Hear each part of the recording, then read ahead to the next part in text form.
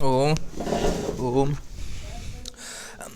आज हम पॉलिटी का ऑब्जेक्टिव क्वेश्चन देखेंगे जो कोटेलिया जीएस टीचिंग सेंटर का ये लास्ट वीडियो है। इसके बाद कोई वीडियो नहीं होगा। ये पेज नंबर जो है पेज नंबर 51 से लेकर 60 तक के प्रश्नों को देखेंगे, जो कि आज का 60 तक ही लास्ट प्रश्न है। कोटेलिया जीएस टीचिंग सेंटर का ये लास्ट आज का वीडियो है। आज का पॉलिटी का इंडियन पॉलिटी यानी भारतीय राज्य व्यवस्था का जो ऑब्जेक्टिव क्वेश्चन है वो पेज नंबर 51 से लेकर 60 तक के प्रश्नों को देखेंगे, जो कि बहुत ही महत्वपूर्ण प्रश्न है सभी एग्जाम के लिए। ठीक है, इसलिए इस वीडियो को ध्यान से देखें और ढेर सारा प्यार दें। शुरू करते हैं।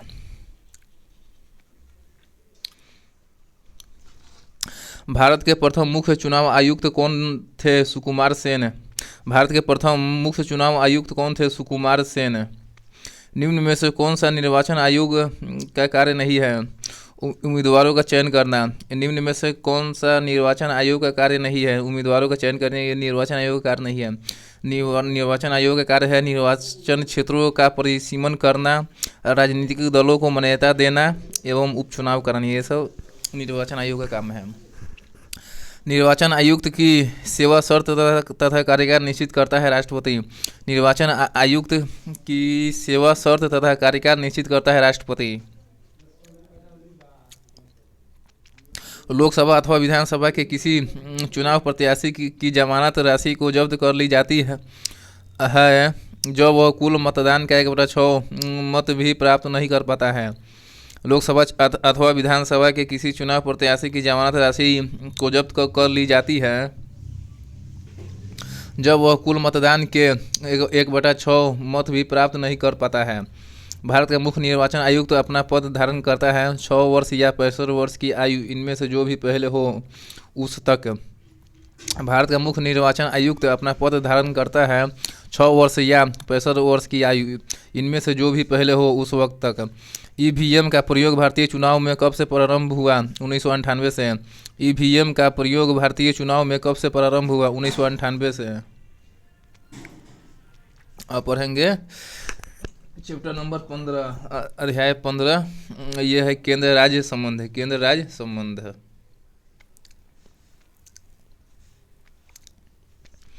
भारत के आकस्मिकता निधि का संरक्षक कौन होता है? राष्ट्रपति। भारत के आकस्मिकता निधि का संरक्षण कौन होता है?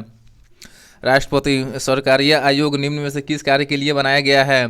केंद्र राज्य संबंध के लिए। सरकारीय आयोग निम्न में से किस कार्य के लिए बनाया गया है? केंद्र राज्य संबंध। केंद्र और राज्य के बीच केंद्रीय संसाधनों के निर्णय पर परामर्श करने के लिए राष्ट्रपति द्वारा किस निकाय का गठन किया जाता है? वित्त आयोग का। केंद्र और राज्य के बीच केंद्रीय संसाधनों के निर्णय पर परामर्श करने के लिए राष्ट्रपति द्वारा किस निकाय का गठन किया जाता है? वित्त आयोग का। किसके दौरान संसद को राज्य सूची के किसी भी विषय पर नियम कानून बनाने का अधिकार दिया जाता है? आपातकाल। किसके दौरान संसद को राज्य सूची के किसी भी विषय पर नियम कानून बनाने का अधिकार दिया जाता है? आपातकाल के दौरान।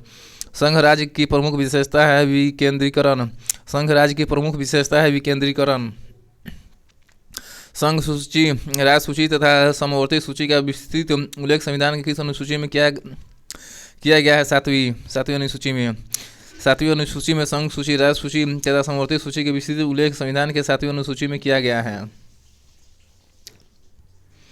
भारतीय संविधान में तीनों सूचियों से संबंधित व्यवस्था निम्न में से कहाँ से ली गई है? भारत सरकार अधिनियम 1935 से। भारतीय संविधान में तीनों सूचियों से संबंधित व्यवस्था कहाँ से ली गई है? भारत सरकार अधिनियम 1935 से। सरकारीय आयोग की सिफारिशें का संबंध है केंद्र और राज्यों के बीच संबंधों से। सरकारीय आयोग के सिफारिशों का संबंध है केंद्र और राज्यों के बीच संबंधों से। भारतीय संविधान के अनुसार अवशिष्ट शक्तियाँ किसको सौंपी गई है? संघीय संसद को। भारतीय संविधान के अनुसार अवशिष्ट शक्तियाँ किसको सौंपी गई है? संघीय संसद को। समवर्ती सूची में लिखे विषयों पर अधिनियम बनाने का अधिकार किसके पास है? राज्य और संघ के पास। समवर्ती सूची में लिखे विषयों पर अधिनियम बनाने का अधिकार किसके पास है? राज्य और संघ के पास। संघ सरकार द्वारा प्राप्त सभी राजस्व ऋण वसूली भारत की समेकित निधि में जाता है। संघ सरकार द्वारा प्राप्त सभी राजस्व ऋण वसूली भारत की समेकित निधि में जाता है।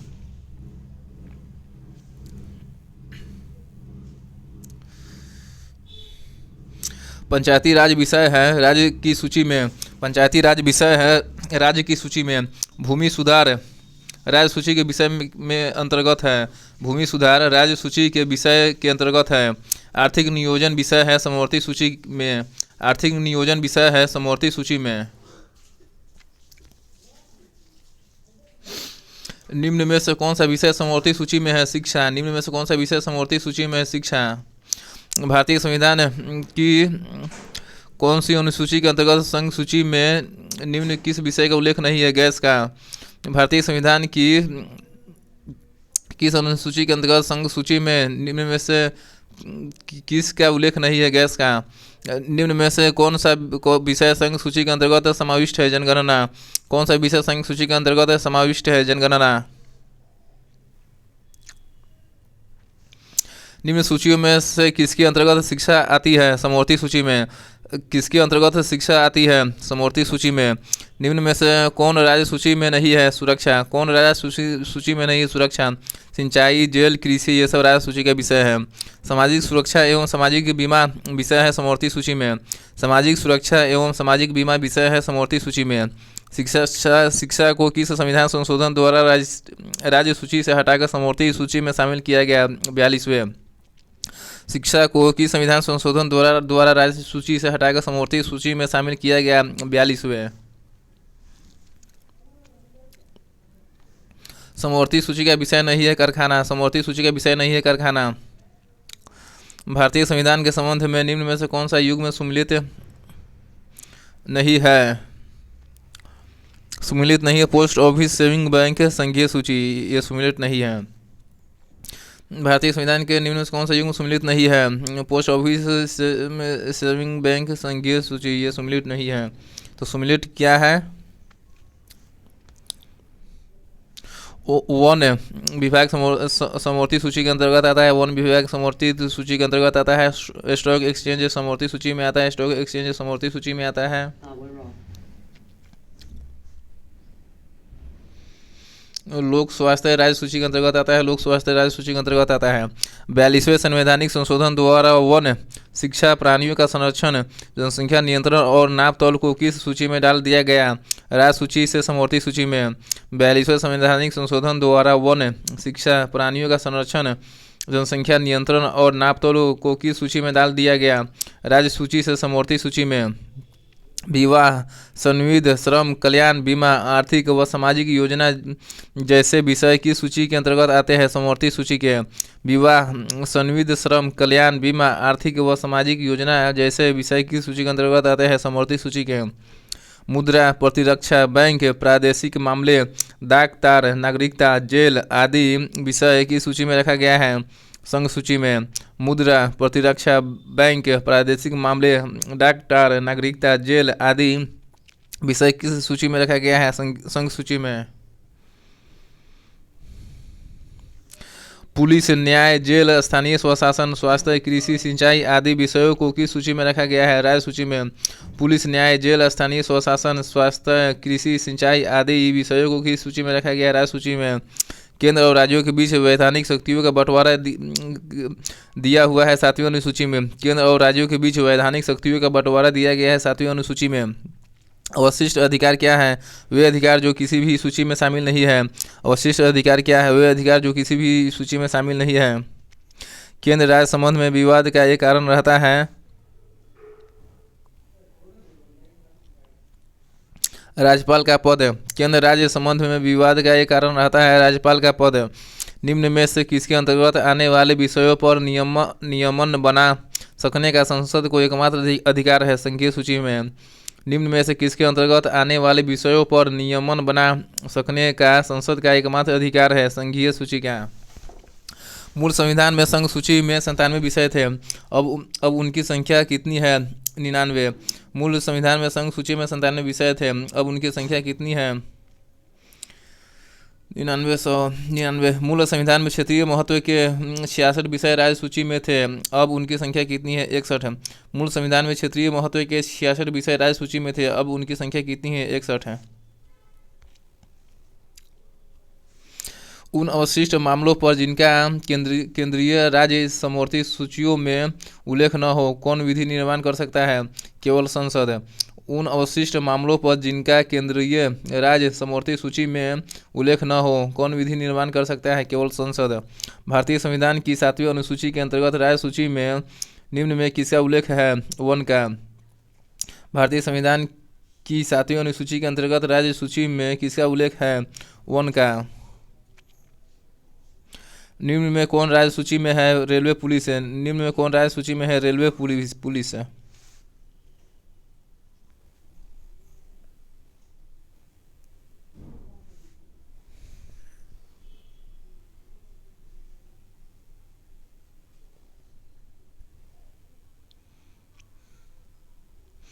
रेलवे भारत के संविधान में कौन सी लिस्ट सूची में आता है? केंद्रीय सूची में। रेलवे भारत के संविधान की कौन सी सूची में आता है? केंद्रीय सूची में। रेलवे केंद्रीय सूची का विषय है। भारतीय संविधान में राज्य की शक्तियों एवं कार्य किस प्रकार से विभाजित किए गए हैं? 3 सूचियों में। भारतीय संविधान में राज्य की शक्तियों एवं कार्य किस प्रकार से विभाजित किए गए हैं? 3 सूचियों में। केंद्र तथा राज्य के मध्य शक्तियों के वितरण के लिए भारत का संविधान 3 सूचियों को प्रस्तुत करता है। निम्न में से कौन से 2 अनुच्छेद शक्तियों के वितरण को विनियमित करते हैं? अनुच्छेद 245 तथा 246 है। केंद्र तथा राज्य के मध्य शक्तियों के वितरण के लिए भारत का संविधान 3 सूचियों को प्रस्तुत करता है। निम्न में से कौन से 2 अनुच्छेद शक्तियों के वितरण को विनियमित करते हैं? अनुच्छेद 245 तथा अनुच्छेद 246 है। संघ एवं राज्य के विधायी संबंधों का संचालन किन सूचियों के आधार पर किया जाता है? संघ सूची, समवर्ती सूची एवं राज्य सूची के विषय पर। संघ एवं राज्य के विधायी संबंधों का संचालन राज्य सूची, संघ सूची एवं समवर्ती सूची के आधार पर किया जाता है। अब देखेंगे जम्मू कश्मीर के संबंध में विशेष प्रावधान है।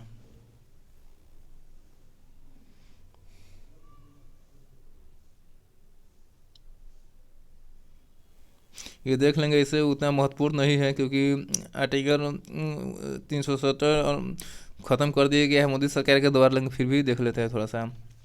किस अनुच्छेद आर्टिकल के अंतर्गत जम्मू और कश्मीर को भारतीय संविधान द्वारा विशेष स्थिति प्रदान की गई है? अनुच्छेद 370। निम्न राज्यों में से किस एकमात्र राज्य का अपना एक अलग संविधान है? जम्मू कश्मीर, जो कि अब खत्म हो चुका है। भारतीय संविधान के कौन सा अनुच्छेद जम्मू कश्मीर राज्य को विशेष दर्जा देता है? अनुच्छेद 370। जम्मू कश्मीर के संविधान को कब अंकित किया गया? 1957 ईस्वी में। जम्मू कश्मीर के संविधान में संशोधन करने का अधिकार किसे है? राज्य विधानमंडल को। जम्मू कश्मीर का सदर रियासत पद नाम कब बदलकर राज्यपाल कर दिया गया? 1965 ईस्वी में। जम्मू कश्मीर का सदर रियासत पद नाम कब बदलकर राज्यपाल कर दिया गया? 1965 में। जम्मू कश्मीर के मुख्यमंत्री की कार्य अवधि होती है 6 वर्ष। भारत में दलीय व्यवस्था किस प्रकार की होती है? बहुदलीय। भारत में दलीय व्यवस्था किस प्रकार की है? बहुदलीय। किसी राजनीतिक दल को राष्ट्रीय अथवा प्रादेशिक दल के रूप में मान्यता कौन देता है? निर्वाचन आयोग। किसी राजनीतिक दल को राष्ट्रीय अथवा प्रादेशिक दल के रूप में मान्यता कौन देता है? निर्वाचन आयोग। किसी राजनीतिक दल को राष्ट्रीय दल के रूप में मान्यता दी जाती है जब उसे 4 या अधिक राज्यों में राजनीतिक दल के रूप में मान्यता दी गई हो। किसी राजनीतिक दल को राष्ट्रीय दल के रूप में मान्यता दी जाती है जब उसे 4 या अधिक राज्यों में राजनीतिक दल के रूप में मान्यता दी गई हो।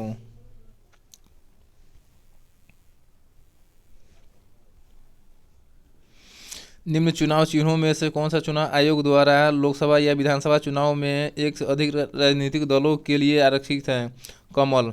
निम्न चुनाव चिन्हों में से कौन सा चुनाव आयोग द्वारा लोकसभा या विधानसभा चुनाव में एक से अधिक राजनीतिक दलों के लिए आरक्षित है? कमल।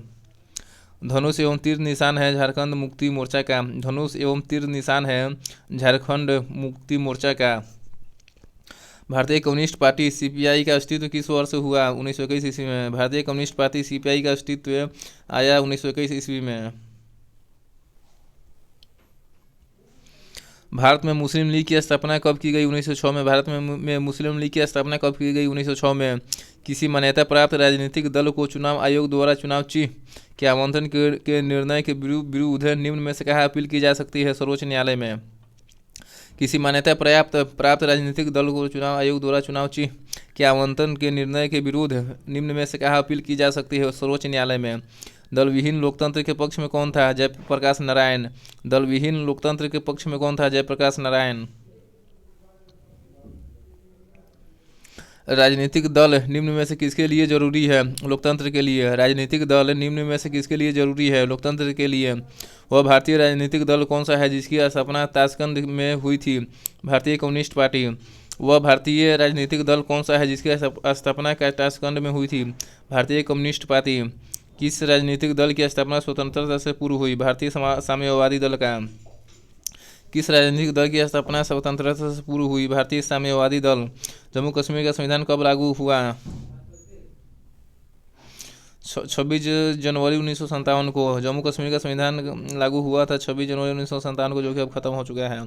जम्मू कश्मीर के संबंध में समवर्ती सूची के विषयों कुछ अपवादों को छोड़कर का अधिनियम बनाने का अधिकार किसे है? राज्य विधानमंडल को। जम्मू कश्मीर के संबंध में समवर्ती सूची के विषयों कुछ अपवादों को छोड़कर पर अधिनियम बनाने का अधिकार किसे है? राज्य विधानमंडल को। निम्न में से किन विषयों पर कानून बनाने से पूरे संसद को जम्मू कश्मीर की विधानमंडल से सहमति लेना आवश्यक है? यानी राज्य का नाम, राज्य क्षेत्र में परिवर्तन, राज्य क्षेत्र के किसी भाग के व्ययन को प्रभावित करने वाला कोई अंतर्राष्ट्रीय संधि या समझौता है। ये सभी, जो कि अब सभी खत्म हो चुका है। जो कि अब सभी क्या हो चुका है? ये खत्म हो चुका है। ये पहले होता था, अब ऐसा कुछ नहीं है। भारत में संविधान का कौन सा भाग जम्मू कश्मीर में बिल्कुल लागू नहीं होता है? राज्य नीति निर्देशक तत्वों से संबंधित भाग 4 अब सब लागू होता है। संघ सरकार निम्न में से किस प्रकार की आपातकालीन व्यवस्था को जम्मू कश्मीर राज्य में लागू नहीं कर सकती है? वित्तीय आपात को। अब ये भी लागू कर सकती है। जम्मू कश्मीर के संवैधानिक तंत्र की विफलता हो जाने की दशा में कौन सी घोषणा की जाती है? अर्थात भारत के संविधान के अनुच्छेद 356 के अधीन राष्ट्रपति शासन की घोषणा और जम्मू कश्मीर के संविधान की धारा 92 के अधीन राज्यपाल शासन की घोषणा। जम्मू कश्मीर में संवैधानिक तंत्र की विफलता हो जाने की दशा में कौन सी घोषणा की जाती है? भारत के संविधान के अनुच्छेद 356 के अधीन राष्ट्रपति शासन की घोषणा और जम्मू कश्मीर के संविधान की धारा 92 के अधीन राज्यपाल शासन की घोषणा। भारतीय संविधान में कश्मीर को विशेष राज्य का दर्जा देने का अभिप्राय है। कश्मीर का अलग संविधान। भारतीय संविधान में कश्मीर को विशेष राज्य का दर्जा देने का अभिप्राय है। कश्मीर का अलग संविधान। संविधान धारा 370 किस राज्य पर लागू होती है? जम्मू कश्मीर में। संविधान की धारा 370 किस राज्य पर लागू होती है? जम्मू कश्मीर में। अब देखेंगे प्रमुख संवैधानिक संशोधन। अब देखेंगे अध्याय 17 में प्रमुख संवैधानिक संशोधन।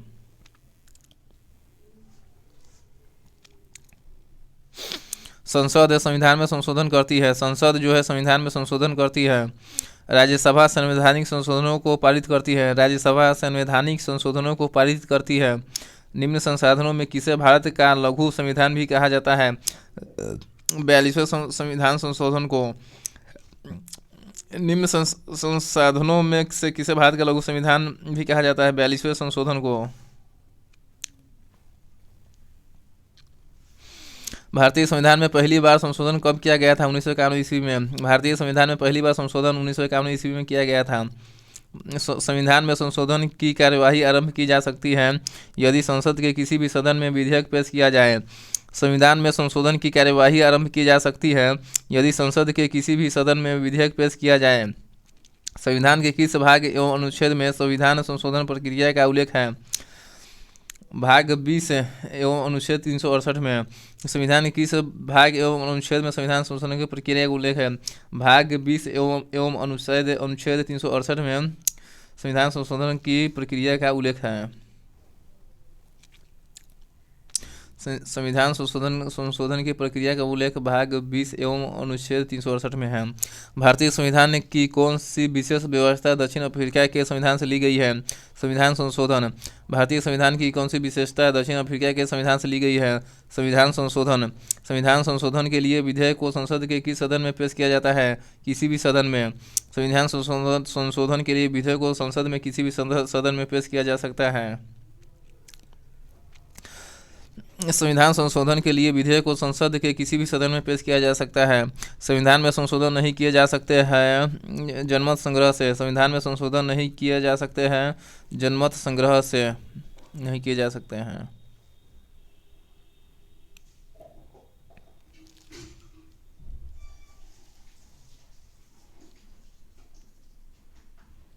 तो संविधान में संशोधन किए जा सकते हैं कैसे? संविधान में संशोधन किए जा सकते हैं लोकसभा व राज्यसभा के साधारण बहुमत से, संसद सदस्यों के 2/3 बहुमत से एवं संसद सदस्यों के 2/3 व राज्य के 1/3 बहुमत से। भारत के संविधान में प्रथम संशोधन कब किया गया? 1951 ईस्वी में। भारत के संविधान में प्रथम संशोधन 1951 में किया गया। प्रथम संवैधानिक संशोधन अधिनियम किससे संबंधित है? कुछ राज्यों के कृषि भूमि सुधार से। प्रथम संवैधानिक संशोधन अधिनियम किससे संबंधित है? कुछ राज्यों के कृषि भूमि सुधार से। संविधान की 8वीं अनुसूची में सिंधी भाषा को किस संवैधानिक संशोधन द्वारा शामिल किया गया? 21वां। संविधान की 8वीं अनुसूची में सिंधी भाषा को किस संवैधानिक संशोधन द्वारा शामिल किया गया? 21वां। संसद को मौलिक अधिकारों में संशोधन करने का अधिकार संविधान के किस संशोधन द्वारा दिया गया है? 24वां। संसद को मौलिक अधिकारों में संशोधन करने का अधिकार संविधान के किस संशोधन द्वारा दिया गया है? 24वां। सिक्किम को पूर्णतः राज्य का दर्जा किस संविधान संशोधन अधिनियम द्वारा दिया गया है? 36वां। सिक्किम को पूर्णतः राज्य का दर्जा किस संविधान संशोधन अधिनियम द्वारा दिया गया है? 36वां। निम्न में से किस संवैधानिक संशोधन अधिनियम को लघु संविधान कहा जाता है? 42वां। किस संवैधानिक संशोधन अधिनियम को लघु संविधान कहा जाता है? 42वां। शिक्षा को किस संविधान संशोधन द्वारा राज्य सूची से समवर्ती सूची में लाया गया? 42वां। शिक्षा को किस संविधान संशोधन के द्वारा राज्य सूची से समवर्ती सूची में लाया गया? 42वां। भारतीय संविधान में किस संशोधन द्वारा नागरिकों के मौलिक कर्तव्यों को सम्मिलित किया गया? 42वें संशोधन। भारतीय संविधान में किस संशोधन द्वारा नागरिकों के मौलिक कर्तव्यों को सम्मिलित किया गया है? 42वें संशोधन।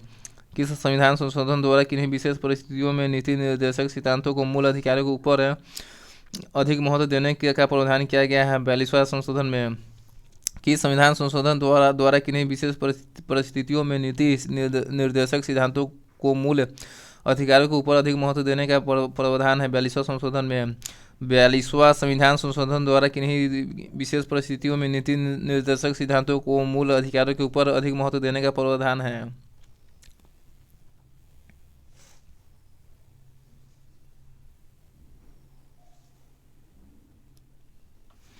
भारतीय संविधान की प्रस्तावना में पंथ निरपेक्ष, समाजवादी तथा राष्ट्र की एकता एवं अखंडता वाक्यांश 42वां संशोधन द्वारा समाविष्ट किया गया। भारतीय संविधान की प्रस्तावना में पंथ निरपेक्ष, समाजवादी तथा राष्ट्र की एकता एवं अखंडता वाक्यांश 42वां संशोधन द्वारा समाविष्ट किया गया। 42वां संविधान संशोधन अधिनियम 1976 ईस्वी में से किस समिति की रिपोर्ट के आधार पर तैयार किया गया था? स्वर्ण सिंह समिति।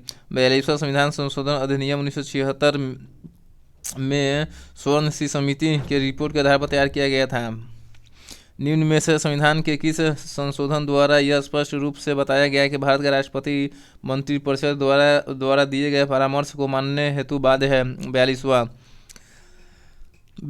संविधान के किस संशोधन के द्वारा यह स्पष्ट रूप से इसे बताया गया है कि भारत का राष्ट्रपति मंत्रिपरिषद द्वारा दिए गए परामर्श को मानने हेतु बाध्य है? 42वां संविधान संशोधन द्वारा 42वां संविधान संशोधन द्वारा यह बताया गया है कि राष्ट्रपति जो है मंत्री परिषद द्वारा जो भी रिपोर्ट हो जाएगा उसको मानने के लिए बाध्य होगा। किस संवैधानिक संशोधन अधिनियम ने राज्य के नीति निर्देशक तत्वों को मौलिक अधिकारों की अपेक्षा प्रभावशाली बनाया? 42वां ही होगा। किस संवैधानिक संशोधन के द्वारा प्राथमिक शिक्षा को मूल अधिकार बनाया गया? 86वां संविधान संशोधन 2001 है।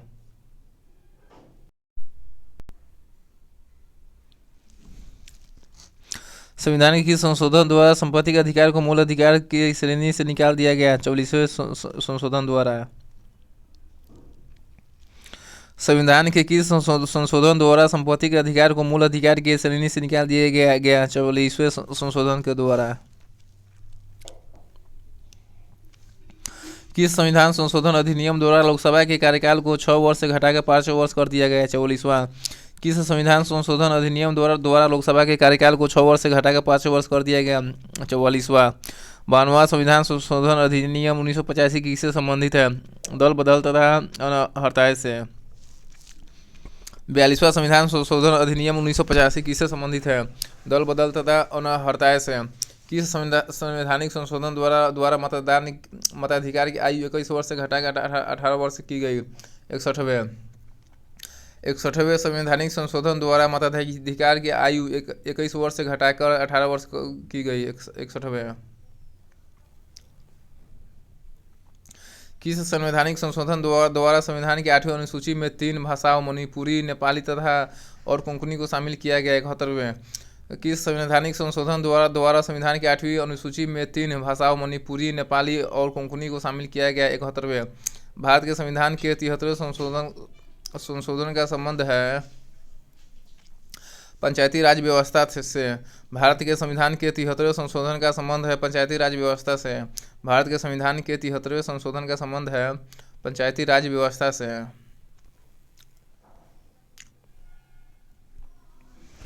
किस संवैधानिक संशोधन द्वारा नागरिकता का विधेयक पारित हुआ? 74वां। किस संवैधानिक संशोधन द्वारा नागरिकता का विधेयक पारित हुआ? 74वां। किस संवैधानिक संशोधन अधिनियम द्वारा लोकसभा तथा विधान सभाओं के सीटों की संख्या में वर्ष 2026 तक कोई परिवर्तन न करने का प्रावधान किया गया? 84वां। किस संवैधानिक संशोधन अधिनियम द्वारा लोकसभा तथा विधान सभाओं के सीटों की संख्या में वर्ष 2026 तक कोई परिवर्तन न करने का प्रावधान किया गया? 84वां। संविधान के किस संशोधन अधिनियम के द्वारा डोगरी, मैथिली, संथाली एक बोडो को 8वीं अनुसूची में शामिल किया गया? 92वां। संविधान के 92 संशोधन अधिनियम के द्वारा डोगरी, मैथिली, संथाली एवं बोडो को 8वीं अनुसूची में शामिल किया गया है?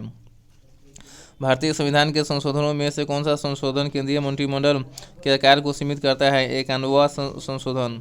भारतीय संविधान के संशोधनों में से कौन सा संशोधन केंद्रीय मंत्रिमंडल के अधिकार को सीमित करता है? 91वें संशोधन। 91वां संविधान संशोधन विधेयक मंत्रिपरिषद को कितना प्रतिशत तक सीमित करने के लिए जारी किया गया है? 15%।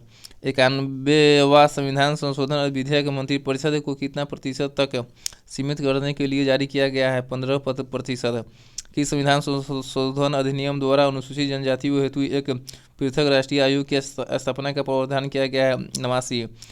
किस संविधान संशोधन अधिनियम द्वारा अनुसूचित जनजातियों हेतु एक पृथक राष्ट्रीय आयोग की स्थापना का प्रावधान किया गया है?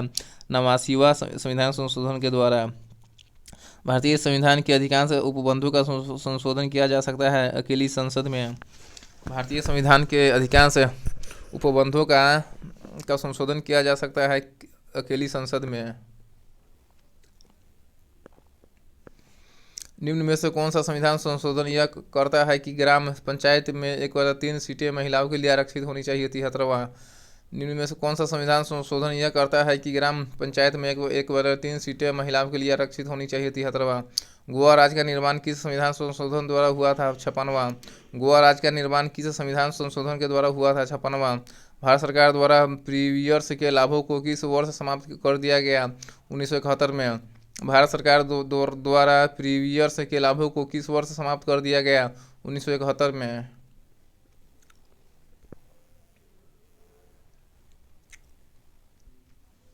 भारत में सही मायने में किसे स्थानीय स्वशासन का जनक कहा जाता है? लॉर्ड रिपन को। भारत में सही मायने में किसे स्थानीय स्वशासन का जनक कहा जाता है? लॉर्ड रिपन को। कौन सा स्थानीय सरकार का मामला नहीं है? कानून और व्यवस्था। कौन सा स्थानीय सरकार का मामला नहीं है? कानून और व्यवस्था। पंचायती राज प्रणाली पहले किन दो राज्यों में लागू की गई थी? आंध्र प्रदेश और राजस्थान में।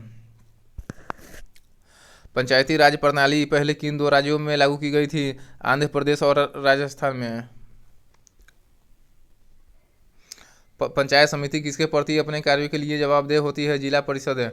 पंचायत समिति किसके प्रति अपने कार्यों के लिए जवाबदेह होती है? जिला परिषद। भारतीय संविधान के किस भाग में पंचायती राज से संबंधित प्रावधान है? भाग 9 में। भारतीय संविधान के किस भाग में पंचायती राज से संबंधित प्रावधान है? भाग 9 में। भारतीय संविधान के किस भाग में नगर पालिकाओं से संबंधित प्रावधान है? भाग 9 के क में। भारतीय संविधान के किस भाग में नगर पालिकाओं से संबंधित प्रावधान है? भाग 9 के क में। भारतीय संविधान के निम्न अनुच्छेदों में से कौन सा अनुच्छेद राज्य सरकारों को ग्राम पंचायतों को संगठित करने का निर्देश देता है? अनुच्छेद 40 है।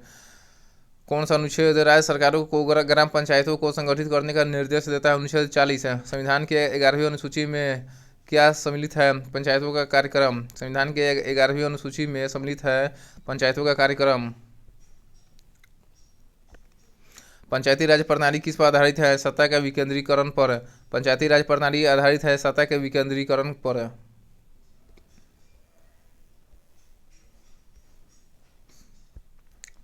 पंचायती राज प्रदान करता है स्थानीय स्तर पर लोकतांत्रिक प्रशासन। पंचायती राज प्रदान करता है स्थानीय स्तर पर लोकतांत्रिक प्रशासन। 73वें संविधान संशोधन अधिनियम किस तिथि से लागू हुआ? 24 अप्रैल 1994 को। 73वें संविधान संशोधन अधिनियम किस तिथि से लागू हुआ? 24 अप्रैल 1994 को। पंचायत चुनाव कराने का निर्णय किसके द्वारा लिया जाता है? राज्य सरकार के द्वारा। पंचायत चुनाव कराने का निर्णय किसके द्वारा लिया जाता है? राज्य सरकार के द्वारा। पंचायती राज प्रथम प्रवर्तित किया गया राजस्थान में। पंचायती राज प्रथम प्रवर्तित किया गया राजस्थान में। देश के ग्रामीण क्षेत्र के सामाजिक एवं सांस्कृतिक उत्थान के लिए सामुदायिक विकास कार्यक्रम कब से प्रारंभ किया गया? 2 अक्टूबर 1952 से। देश के ग्रामीण क्षेत्र के सामाजिक एवं सांस्कृतिक उत्थान के लिए सामुदायिक विकास कार्यक्रम कब प्रारंभ किया गया? 2 अक्टूबर 1952 को। लोकतांत्रिक विकेंद्रीकरण का सुझाव दिया गया बलवंत राय मेहता द्वारा। लोकतांत्रिक विकेंद्रीकरण का सुझाव दिया गया बलवंत राय मेहता के द्वारा। पंचायत स्तर पर राज्य सरकार का प्रतिनिधित्व कौन करता है? ग्राम सेवक। पंचायत स्तर पर राज्य सरकार का प्रतिनिधित्व कौन करता है? ग्राम सेवक।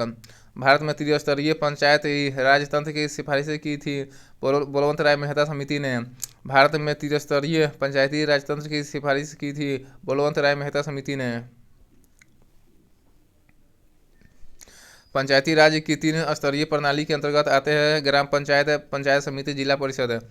पंचायती राज की 3 स्तरीय प्रणाली के अंतर्गत आते हैं ग्राम पंचायत, पंचायत समिति एवं जिला परिषद।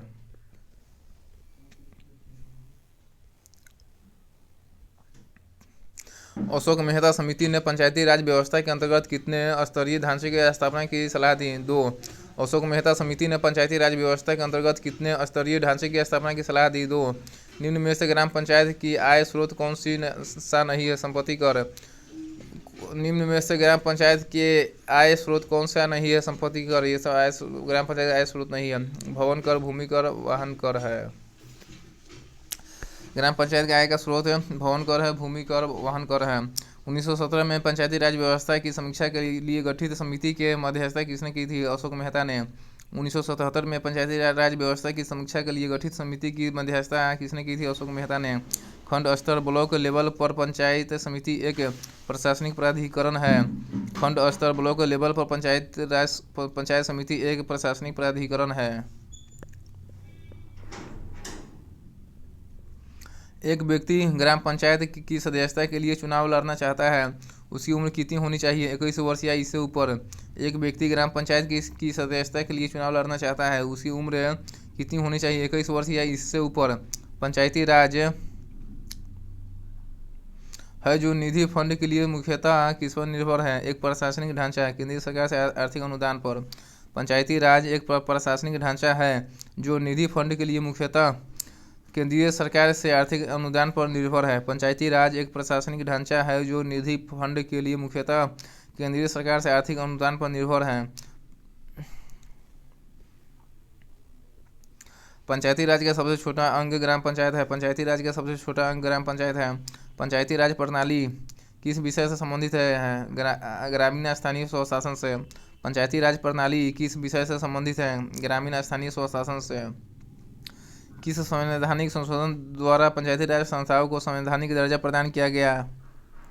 73वां संशोधन। 73वां संवैधानिक संशोधन द्वारा पंचायती राज संस्थाओं को संवैधानिक दर्जा प्रदान किया गया। 73वां संवैधानिक संशोधन द्वारा पंचायती राज संस्थाओं को संवैधानिक दर्जा प्रदान किया गया।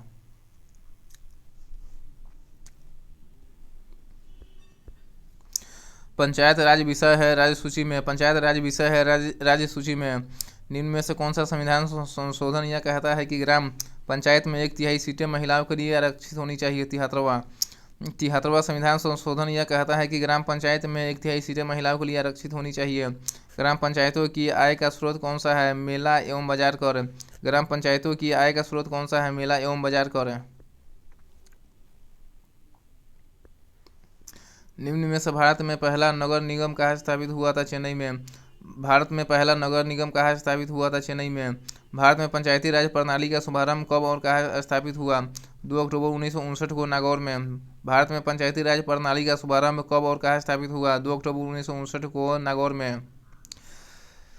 पंचायती राज प्रणाली में ग्राम पंचायत का गठन होता है ग्राम स्तर पर। पंचायती राज प्रणाली में ग्राम पंचायत का गठन होता है ग्राम स्तर पर। भारत में सही मायने में स्थानीय स्वशासन का जनक किसे कहा जाता है? लॉर्ड रिपन को। भारत में सही मायने में स्थानीय स्वशासन का जनक किसे कहा जाता है? लॉर्ड रिपन को। पंचायती राज प्रणाली कहाँ नहीं है? अरुणाचल प्रदेश में। पंचायती राज प्रणाली अरुणाचल प्रदेश में नहीं, पंचायती राज प्रणाली उड़ीसा, आंध्र प्रदेश और राजस्थान में है। अब देखेंगे विविध, चैप्टर नंबर 19 में देखेंगे विविध।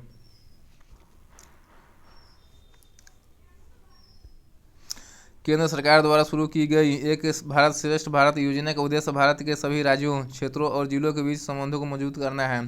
केंद्र सरकार द्वारा शुरू की गई एक भारत श्रेष्ठ भारत योजना का उद्देश्य भारत के सभी राज्यों, क्षेत्रों और जिलों के बीच संबंधों को मजबूत करना है।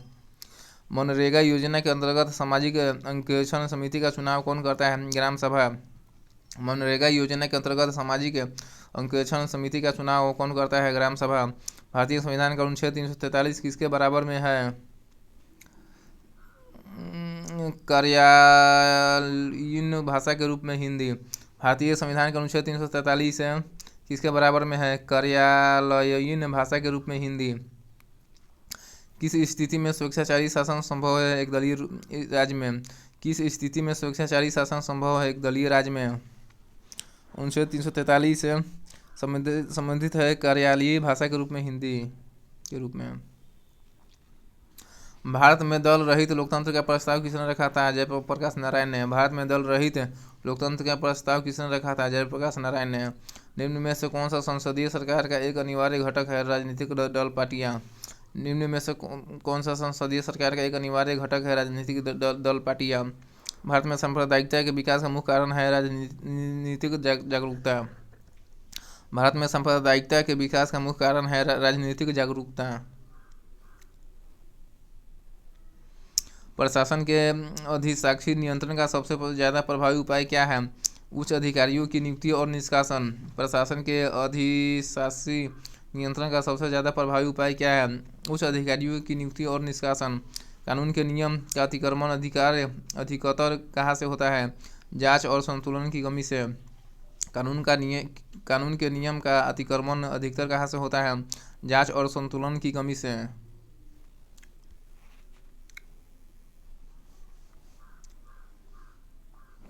किसने कहा था सत्य परम तत्व है और वह ईश्वर है? M.K. गांधी ने। किसने कहा था सत्य परम तत्व है वह ईश्वर को है? मोहम्मद के गांधी ने। सत्य परम तत्व और वह ईश्वर है, मोहम्मद के गांधी ने।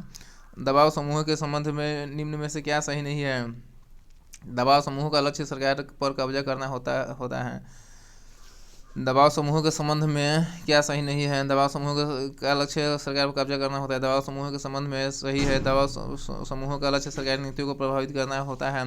दबाव समूह का लक्ष्य सरकारी नीतियों को प्रभावित करना होता है। सही है। दबाव समूह अपने समूह के हित को उजागर करते। सही है। दबाव समूह अपने समूह के हित को उजागर करते। सही है। दबाव समूह का विलक्षण हितों की समरूपता है। सही है। दबाव समूह की विलक्षण हितों की समरूपता है। सही है। निम्न में से क्या बहुल कार्यपालिका का उदाहरण है? स्विट्जरलैंड। क्या बहुल कार्यपालिका का उदाहरण है? स्विट्जरलैंड। राज्य आवश्यक बुराई है, यह कथन किससे संबंधित है? व्यक्तिवाद से। राज्य आवश्यक बुराई है, यह कथन संबंधित है व्यक्तिवाद से। निम्न में से क्या मार्क्सवाद से संबंधित नहीं है? कल्याणकारी राज्य मार्क्सवाद से संबंधित नहीं है। मार्क्सवाद से संबंधित है द्वंद्वात्मक भौतिकवाद, वर्ग संघर्ष एवं बेसी मूल्य। भारतीय दंड संहिता आईपीसी की कौन सी धारा समलैंगिकता, लंपट, गे, उभयलैंगिक और परालैंगिक एलजीबीटी समुदाय से संबंधित है? अनुच्छेद 377। भारतीय दंड संहिता आईपीसी की धारा 377 समलैंगिकता, लंपट, गे, उभयलैंगिक और परालैंगिक एलजीबीटी समुदाय से संबंधित है? अनुच्छेद 377। उपभोक्ता संरक्षण अधिनियम 1986 में किस वर्ष संशोधन किया गया? 1993 में। उपभोक्ता संरक्षण अधिनियम 1986 में किस वर्ष संशोधन किया गया? 1993 में। खाद्यान्नों का न्यूनतम समर्थन मूल्य किस वर्ष शुरू किया गया? 1964 में। खाद्यान्नों का न्यूनतम समर्थन मूल्य किस वर्ष शुरू किया गया था? 1964 में। आमतौर पर सिद्धांत और व्यवहारवाद के बीच कहाँ पर बड़ा अंतर देखा जाता है? सरकार का संसदीय स्वरूप में। आमतौर पर सिद्धांत और व्यवहार के बीच कहाँ पर बड़ा अंतर देखा जाता है? सरकार का संसदीय स्वरूप पर। फासीवाद में इनके नेतृत्व पर विश्वास किया जाता है एक व्यक्ति के। फासीवाद में इनके नेतृत्व पर विश्वास किया जाता है एक व्यक्ति के।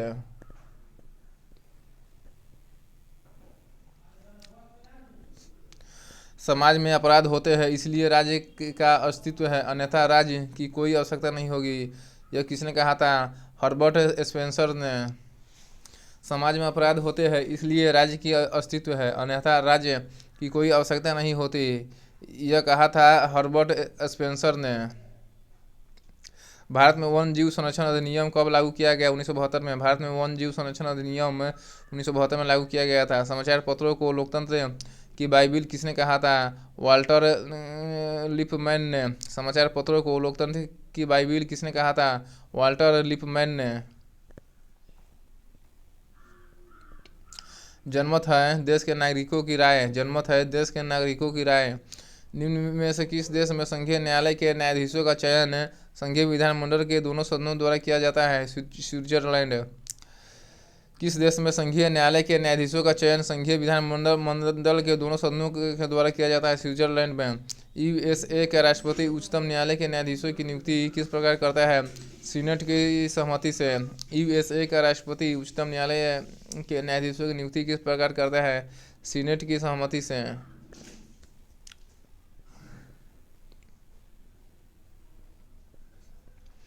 निम्न में से क्या एक सदस्यीय निर्वाचन क्षेत्र पद्धति का विशेषता है? इससे विधानमंडल में स्थिर बहुमत प्राप्त होता है।